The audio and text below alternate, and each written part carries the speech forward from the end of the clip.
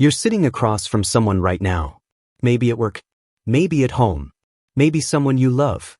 And they're watching you. Not with their eyes. With something else. Something colder. They're reading you like a book you didn't know you wrote. Every hesitation. Every smile. Every moment you second-guess yourself. They see it all. And here's what keeps me awake at night. Here's what forensic psychologists whisper about in closed rooms, what we've known for decades but rarely say out loud. Some people don't just notice your weaknesses. They catalog them. They weaponize them. And the scariest part? You invited them in. Let me tell you something that will change how you see everyone around you. For the past 15 years, I've studied the architecture of manipulation. I've sat in rooms with people who've destroyed lives without ever raising their voice. I've analyzed case files that read like horror novels except they're real. Every word is real. Every victim is someone's daughter, someone's friend, someone who thought they were too smart to fall for it. And what I've learned, what the research shows, what forensic psychology has documented in study after study, is this.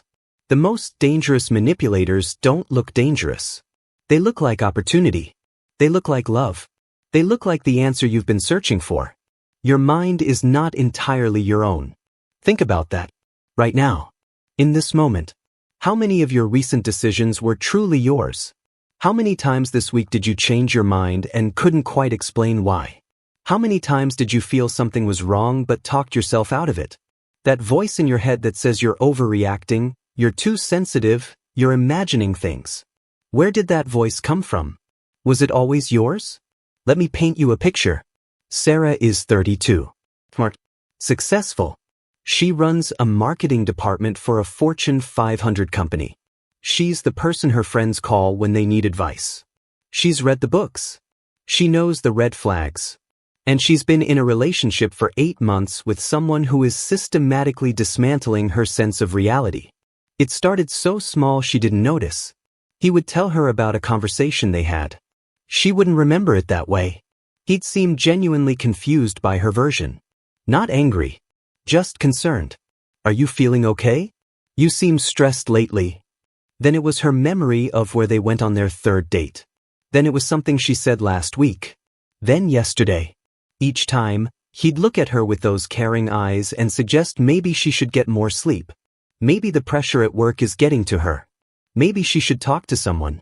6 months in, Sarah started keeping a journal. Writing down conversations. Taking screenshots of texts. Because she didn't trust her own memory anymore. Let that sink in. A woman who built her career on strategic thinking was now documenting her daily life like a detective investigating herself. And here's the twist that makes this so disturbing. He never yelled. He never threatened. He never even seemed manipulative. To everyone else, to her friends, to her family, he was perfect. Patient. Understanding. Worried about her mental health. This is called gaslighting. And it's more common than you think. The term comes from a 1944 film, but the tactic is ancient. It's the systematic undermining of someone's perception of reality. And here's what forensic psychology has discovered that nobody talks about. Gaslighting isn't just about making you doubt your memory. It's about making you doubt your judgment, your instincts, your right to trust yourself. Because once someone stops trusting their own mind, they'll trust whoever seems most confident, most certain, most concerned about them. You want to know how to recognize it? Listen for these phrases. You're too sensitive. That never happened. You're remembering it wrong. Everyone else thinks you're overreacting. I'm worried about you. Notice something? Every single one of these statements puts the problem inside you. Your sensitivity. Your memory. Your perception. The manipulator never has to defend their actions because they've shifted the entire conversation to your mental state. Here's how you defend yourself. Document everything. Trust your gut before you trust their explanation. And understand this crucial truth. If someone consistently makes you feel crazy, the problem isn't your sanity. It's their strategy. Real partners, real friends, real colleagues don't require you to doubt yourself to maintain the relationship. Connection built on your confusion isn't connection. It's control. But that's not the worst part. Imagine this. You meet someone and it feels like destiny. They text you constantly. They can't get enough of you. They say things like, "I've never felt this way before," and "You're different from everyone else," and "I can't believe I found you." They shower you with attention, affection, gifts, promises. They want to spend every moment together. They talk about the future like it's already written. Marriage. It's growing old together. And it's only been 3 weeks. Your friends say slow down. You think they're jealous. Because this person sees you. Really sees you. They know exactly what you need to hear. They mirror your values, your interests, your dreams. It's like looking into a soul-level mirror. 3 months later, the texts slow down. The attention becomes sporadic. You're confused because nothing changed. You're the same person. You did everything right. But now they're busy. Distant. When you ask what's wrong, they say you're being needy. Clingy. You need to give them space. So you do. You pull back. And the moment you do, the moment you start to move on, they come rushing back. The intensity returns. The promises. The attention. You're relieved. You think it was just a rough patch. You think you almost lost something precious. This cycle will repeat until you don't know which version is real. The person who adored you or the person who barely responds. And here's what you won't realize until much later. Both versions are fake. You were never dealing with a person. You were dealing with a performance designed to keep you off balance. This is called love bombing followed by intermittent reinforcement. And it's the same psychological principle that makes gambling addictive. Forensic psychologists have studied this pattern in every type of toxic relationship. Romantic, professional, familial. Cult leaders use it. Abusers use it. High-level manipulators use it. Because it works. The human brain is wired to seek patterns and rewards. When those rewards become unpredictable, when someone gives you intense attention then withdraws it randomly, your brain doesn't think something's wrong with them. Your brain thinks you need to work harder to earn back the reward. You become addicted to the highs because the lows are so destabilizing. Think about this right now. Who in your life makes you feel amazing sometimes and worthless other times? Who do you find yourself constantly trying to please, constantly trying to get back to how good it felt in the beginning? So, listen to your gut. What is it telling you? Here's how you recognize this pattern. Look at the timing. Love bombing happens fast. Manipulators rush intimacy because real connection takes time and they don't have time. They need you invested before you see clearly. Look at the intensity. Real affection grows. Performed affection explodes. And most importantly, look at what happens when you set a boundary or express a need. Does the person respect it and adjust? Or do they punish you with withdrawal then reward you when you comply? Your defense is simple but requires brutal honesty. Slow down. Trust pacing over passion. And understand that real love doesn't feel like an emotional slot machine. It feels steady, consistent. If you're constantly anxious about losing someone's approval, you don't have their love. You have their leverage. Your mind is not entirely your own. Now let me show you something that will make you question every conflict you've ever had. Michael works in tech. He's been at his company for 6 years. He's good at what he does. His manager, Rachel, is exceptional at hers. Or so it seems. Michael notices something strange. Whenever there's a problem in the department, Rachel pulls him aside privately. She tells him she's concerned about another team member, Jennifer. Jennifer has been making mistakes. Missing deadlines. Rachel confides in Michael. She says she's trying to protect Jennifer, but it's getting difficult. She asks Michael to keep an eye on things. To let her know if he notices anything. Michael feels trusted. Important. He's now part of solving the problem. A week later, Rachel pulls Jennifer aside. Same conversation. Same concerns. Except this time, it's about Michael. Jennifer now believes Michael is underperforming and Rachel is trying to help. Both Michael and Jennifer now view each other as problems and Rachel as the solution. They stop communicating directly. They go through Rachel. She controls every piece of information between them. She interprets every interaction. And slowly, two people who used to collaborate effectively become suspicious of each other. They compete for Rachel's approval. Meanwhile, Rachel takes credit for all successes and blames them for all failures. Because if they're too busy watching each other, they're not watching her. This is called triangulation. And it's one of the most insidious manipulation tactics because it turns your support system against itself. Here's what forensic psychology understands about triangulation. It's not just about creating conflict. It's about creating dependency. When a manipulator positions themselves as the only trustworthy source of information, the only mediator, the only one who really understands everyone, they become irreplaceable. You can't confront the person you have issues with because the manipulator controls that relationship. You can't verify anything because everything filters through one source. And that source benefits from your isolation. You see this in families where one parent subtly turns siblings against each other. You see it in friendships where one person is always stirring drama then playing peacemaker. You see it in workplaces where managers pit employees against each other to maintain control. The manipulator is always the hub. Everyone else is a spoke. And spokes don't touch each other. Has anyone ever told you something about someone else that made you see that person differently?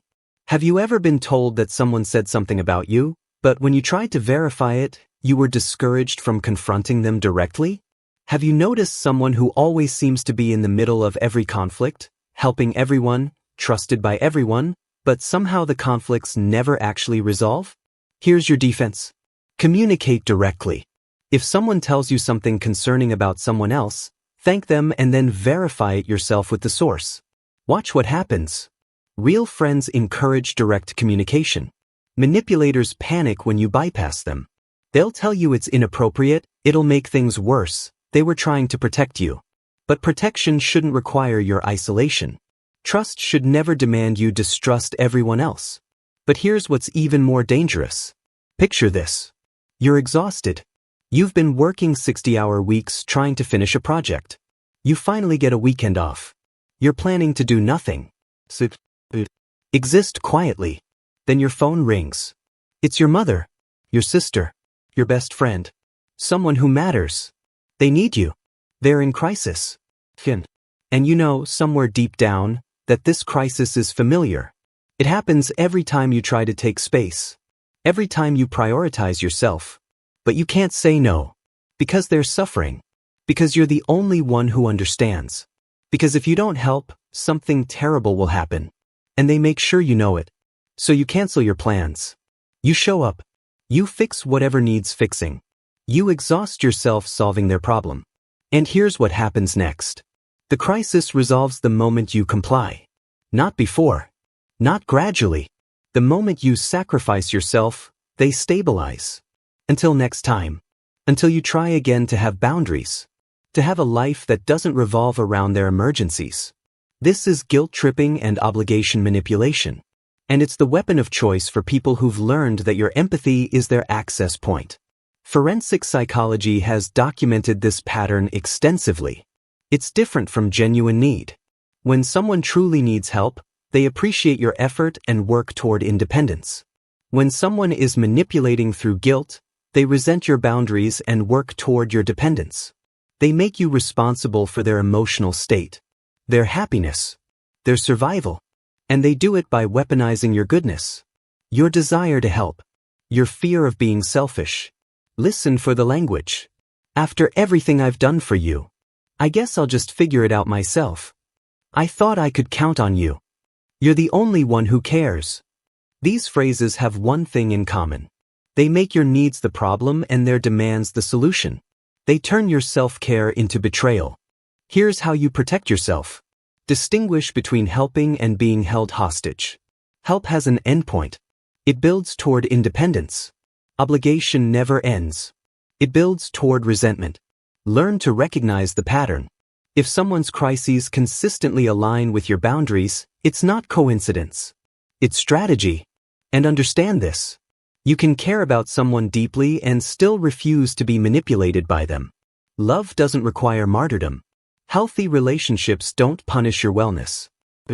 Let that sink in. You've been played before. You just didn't know it. Now I'm going to tell you about something so subtle, so normalized, that you've probably experienced it dozens of times without naming it. You have a disagreement with someone. Maybe they did something hurtful. Maybe they broke a promise. You bring it up calmly. You explain how their action affected you. And within minutes, somehow, you're the one apologizing. You're defending yourself. You're explaining why you had the right to be upset in the first place. The person who hurt you is now the victim. Your hurt is now an attack. And you walk away wondering how that happened. Let me give you an example. Marcus and his partner, David, have been together for 2 years. Marcus discovers David has been lying about money. Small lies at first, then bigger ones. Marcus is devastated. Not just because of the money, because of the trust. He sits David down to talk about it. David listens for maybe 30 seconds. Then his face changes. He looks wounded, betrayed. He says, "I can't believe you're accusing me of this. After everything I've been through. After how much I've struggled. You know my childhood. You know my father. And now you're attacking me like I'm some kind of criminal." Marcus tries to explain he's not attacking, he's just hurt. David interrupts. "You're always finding something wrong with me. You're never satisfied. Maybe you're the problem. Maybe you're looking for reasons to leave because you're scared of commitment." And just like that, Marcus is defending his commitment. His loyalty. His right to be upset has evaporated. The conversation ends with Marcus comforting David, reassuring him, promising to be more understanding. The lying is never addressed. Because it can't be. Because David has flipped the script so effectively that Marcus forgot he was the one who was wronged. This is called DARVO. Deny, attack, reverse victim and offender. And it's the go-to defense mechanism of people who refuse accountability. Here's what makes DARVO so effective. It hijacks your empathy. You came into the conversation as someone who was hurt. You leave as someone who caused hurt. The manipulator doesn't just defend themselves. They don't just deny the accusation. They make you the perpetrator. Your valid concern becomes evidence of your cruelty. Your need for honesty becomes proof of your judgment. And because you're someone who cares about causing harm, you immediately shift into damage control. You stop advocating for yourself and start protecting them from yourself. Forensic psychologists see this pattern in every context where power is being protected. Abusers use it when confronted. Institutions use it when challenged. Politicians use it when caught. Because it works. It works so well that victims apologize to their abusers. Whistleblowers are treated like traitors. People who speak up are labeled as divisive. You want to know how to recognize it? Watch what happens when you express a legitimate grievance. Does the person take accountability? Do they show genuine remorse?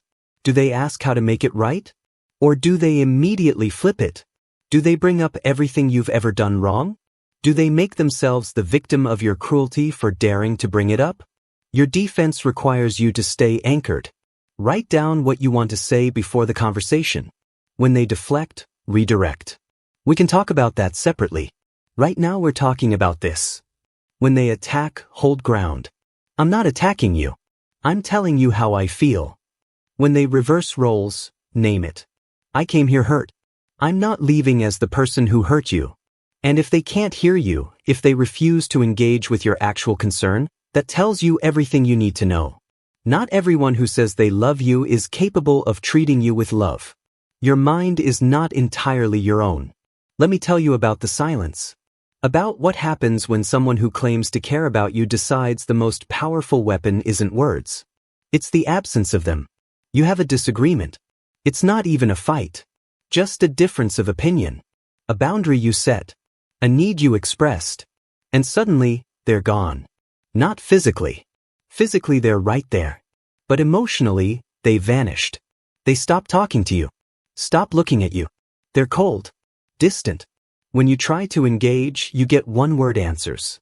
When you ask what's wrong, they say nothing.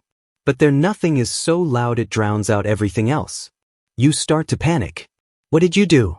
Was it that bad? You replay the conversation over and over. You start to think maybe you overreacted. Maybe you were wrong. Maybe you should apologize. And that's when you realize something terrifying. You don't even know what you'd be apologizing for. You just know the silence is unbearable and you'll do anything to make it stop. So you do. You apologize. You take back the boundary. You minimize the need. And like magic, they return. They're warm again. Talkative. Everything's fine. Until next time. Until you need something again. Then the silence comes back. And now you know the price of asking for anything. The price is this unbearable coldness. This withdrawal of presence. So you stop asking. You stop needing. You make yourself smaller and smaller until you're the perfect shape to fit their comfort. This is called the silent treatment or emotional withdrawal. And it's psychological torture disguised as peace and quiet. Here's what forensic research shows. The silent treatment activates the same regions of the brain as physical pain. Your brain literally experiences it as injury. Because humans are social creatures. Connection is survival. When someone deliberately withdraws connection as punishment, they're exploiting your biological need for belonging. They're teaching you that your needs are dangerous. That asking for anything risks abandonment. And over time, you learn to abandon yourself instead. Think about this right now. Who in your life punishes you with silence? Who makes you feel like you're walking on eggshells, never quite sure what will trigger the next withdrawal? Who has trained you to apologize for having needs? Here's your defense. Recognize the pattern. Silent treatment is not someone needing space. Space is communicated. I need time to process this. Can we talk tomorrow? Silent treatment is weaponized. It's deliberate. It's designed to make you so uncomfortable you'll do anything to restore connection. Your protection is refusing to negotiate with silence. State clearly, I'm here when you're ready to talk. I won't chase you. Then hold that boundary. If someone's only tool for conflict is punishment, they're not ready for a real relationship. And you can't love someone into maturity. But that's not the worst part. Now let me show you something that will make you sick. You're at a family dinner. Your uncle makes a racist joke. You don't laugh. He notices. He gets defensive. It's just a joke. Why is everyone so sensitive now? Your cousin backs him up. Come on, you know he doesn't mean it. He's not racist. You're suddenly the problem. Not the racism. Your discomfort with the racism. Your grandmother chimes in. Why do you always have to make things difficult? Can't we just have one nice dinner? And now you're the one ruining dinner. Not the person who said something awful. Because you didn't let it slide. Or maybe it's different. Maybe you're in a meeting. Your manager takes your idea. Presents it as his own. You mention it later, carefully, professionally. He gets angry. Are you calling me a thief? I can't believe you'd accuse me of that. After I've mentored you. After I've given you opportunities. This is how you repay me. HR gets involved. Somehow, you're the one being talked to about professionalism. About being a team player. About accusing people without evidence. Your manager is the victim now. You're the aggressor. This is called projection. And it's when someone takes their own worst qualities, their own guilt, their own behavior, and attributes it to you. Forensic psychology understands projection as a defense mechanism. But in the hands of a manipulator, it becomes an offense mechanism. They don't project unconsciously. They project strategically. Because if they can make you defend against accusations of their behavior, you can't confront their actual behavior. The racist calls you sensitive. The thief calls you accusing. The liar calls you paranoid. The cheater calls you jealous. And suddenly, you're defending your sanity instead of addressing their actions. Has anyone ever accused you of exactly what they were doing to you? Has anyone made you feel crazy for noticing patterns that turned out to be true? Has anyone called you dramatic, paranoid, jealous, controlling, and you later discovered they were all those things? Here's how you protect yourself. Trust the accusation that feels like a confession. When someone projects, they're often telling you exactly who they are. They're just saying it's you. Don't defend against projections. Name them. That's interesting that you'd say that, because that's actually what I'm experiencing from you. Watch what happens. Projectors can't handle mirrors. They'll either explode or retreat. Either way, you'll know. They're still in your head. I need you to understand something. Everything I've told you so far, every tactic, every pattern, every manipulation, has one goal. To make you stop trusting yourself. Because people who trust themselves can't be controlled. People who trust themselves set boundaries. They walk away. They see clearly. They can't be gaslit because they know what they know. They can't be love-bombed because they trust consistent behavior over intense promises. They can't be triangulated because they verify information. They can't be guilt-tripped because they know the difference between helping and being hostage. But here's what keeps me up at night. Here's what forensic psychology has shown me in case after case after case. Most people who are being manipulated don't know it. They think they're in a complicated relationship, a difficult friendship, a challenging family dynamic. They think they're the problem. Too sensitive, too needy, too much. And the manipulator encourages this, feeds it, because your self-doubt is their job security. So let me ask you directly. Stop what you're doing. Stop moving. Stop thinking about what's next. And ask yourself this. Who in your life makes you feel crazy? Not occasionally misunderstood. Crazy. Who makes you question your memory, your perception, your right to feel what you feel? Who do you find yourself constantly explaining yourself to, constantly proving yourself to, constantly earning basic respect from? Who benefits from your confusion? Now ask yourself this. What would happen if you trusted yourself completely? What would you see? What would you leave? Who would you confront? What boundaries would you set? And why haven't you? Your mind is not entirely your own. But it could be. Here's what I want you to understand. Manipulation isn't a skill that some people are born with. It's a pattern that develops. And most manipulators were once manipulated. They learned from someone that power comes from controlling others. That love is about leverage. That relationships are games to be won. I'm not asking you to forgive them. I'm not asking you to understand them. I'm asking you to recognize that manipulation is a strategy, not a personality. And strategies can be defeated. You defeat them with awareness. Every tactic I've described has a tell, a pattern, a predictability. Gaslighting always makes you doubt yourself, never them. Love bombing always rushes intimacy. Triangulation always isolates. Guilt tripping always makes your needs the problem. Darvo always flips the victim and offender. Silent treatment always punishes boundaries. Projection always accuses you of what they're doing. Once you see the patterns, you can't unsee them. Once you name the tactics, they lose power. You defeat them with boundaries. And boundaries aren't mean. They're not selfish. They're not walls. They're bridges. They say, I'll meet you here, in this healthy place, but I won't follow you into dysfunction. Manipulators hate boundaries. They'll call them controlling, rigid, unfair, because boundaries expose their tactics. Boundaries force authenticity, and authenticity is the manipulator's nightmare. You defeat them with distance. Not everyone deserves access to you. Not everyone has earned the right to your energy, your time, your emotional labor. Some people need to be loved from a distance. Some people need to be released entirely. And that's not cruel. That's survival. You're not responsible for fixing people who break you to feel whole. You defeat them with support.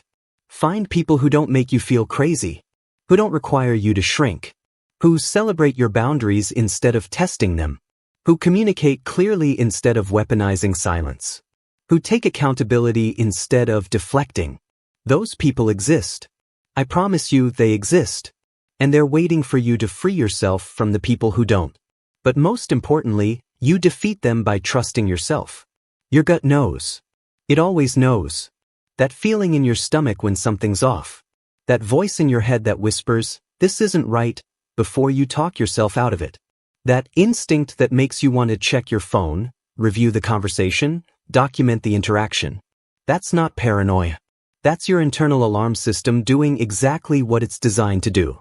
Warning you. Listen to it. Trust it. Stop explaining it away. Stop giving people the benefit of the doubt when they've shown you exactly who they are. Maya Angelou said it best. When someone shows you who they are, believe them the first time. Not the 5th time. Not the 20th time. The first time.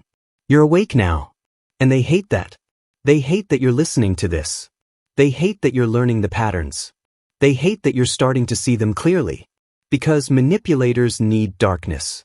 They need confusion. They need you second-guessing yourself. They need you tired and doubtful and willing to accept crumbs because you've forgotten what a full meal tastes like. But you're awake now. You see the gaslighting for what it is. An attack on your reality. You see the love bombing for what it is. A trap disguised as destiny. You see the triangulation, the guilt trips, the Darvo, the silent treatment, the projection. You see all of it. And once you see, you can't unknow. Once you name the game, you can stop playing. So here's what I need you to do. Not tomorrow. Not when you're ready. Right now. Think about the person in your life who makes you feel smallest. The one who came to mind when I described these tactics. The one you've been making excuses for. The one you've been trying to fix. The one you've been hoping will change. And ask yourself honestly, do they make you feel crazy? Do they make you question yourself? Do they benefit from your confusion? If the answer is yes, you know what you need to do. And I know it's hard. I know they're not always awful. I know there are good days mixed in with the bad. I know you have history. I know you have hope. But hope without evidence is just another word for denial. And history without health is just trauma on repeat. You deserve to trust your own mind. You deserve relationships that don't require you to doubt yourself. You deserve love that doesn't feel like a test you're constantly failing. You deserve peace. Real peace. Not the kind that comes from making yourself small enough to avoid conflict. The kind that comes from being fully yourself and being celebrated for it. Your mind is not entirely your own. But it could be. It should be. And now you know how to take it back. Watch the patterns. Trust your gut. Set your boundaries. Walk away when you need to. And never, ever apologize for protecting your peace. So ask yourself, who's pulling your strings right now? And what would freedom feel like?